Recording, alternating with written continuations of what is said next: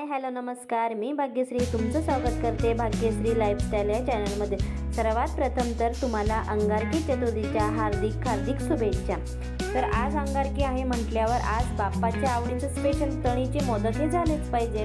तर आज मी बनवते हे बाप्पाचे स्पेशल आवडीचे तळीचे खमंग असे मोदक। तर त्यासाठी मी साहित्य घेतलेले आहे। सारणासाठी 1 वाटी खोबरं, अर्धी वाटी साखर, वेलची पूड आणि बडीशोप। तर सारण करण्यासाठी खोबरं, साखर, वेलची पूड, बडीशोप मिक्सरच्या भांड्यात घेऊन बारीक करून घेतलं, कारण की आपल्याला त्याचं सारण बनवायचं आहे त्याच्यासाठी। तर मस्त छान बारीक करून घेतलं। तर बघा ना, वर्षाचा पहिला दिवस म्हणजे गुरुवारी सुरू झाला वर्षाचा पहिला दिवस आणि 5-6 दिवसांनी लगेच अंगारकी योग आला।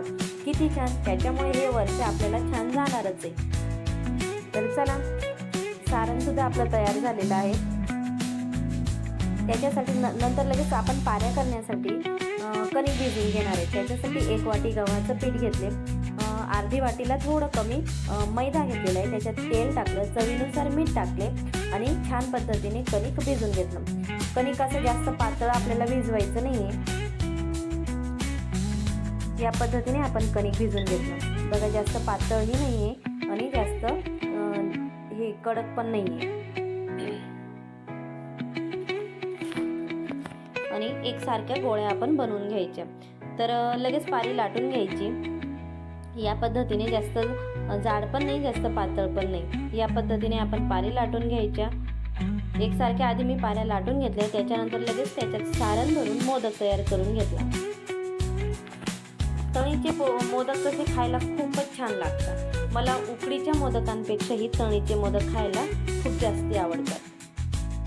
तर बघा, या पद्धतीने सुंदर अशा पाकळ्या तयार करून घेतलेल्या आहेत। आपण ज्या हाताने ज्या पाकळ्या तयार करतो ना, त्या अतिशय सुंदर येतात। बघा, या पद्धतीने छान अशा पाकळीदार मोदक तयार झालेला आहे।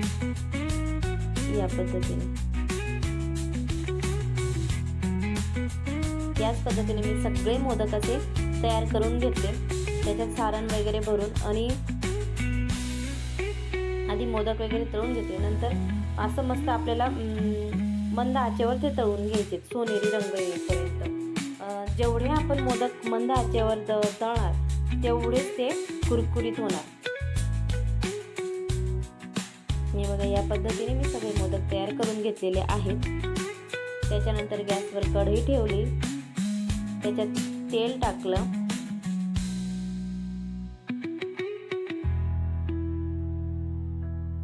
तेल चांगलं तापू द्यायचं। असं मस्त, जास्त थंडही नाही, तेल जास्त असं थोडं मस्त तापलं की लगेच गॅस कमी करायचा आणि मंद आचेवर मस्त असं सोनेरी रंग येईपर्यंत आपल्याला ते तळून घ्यायचे आहेत मोदक।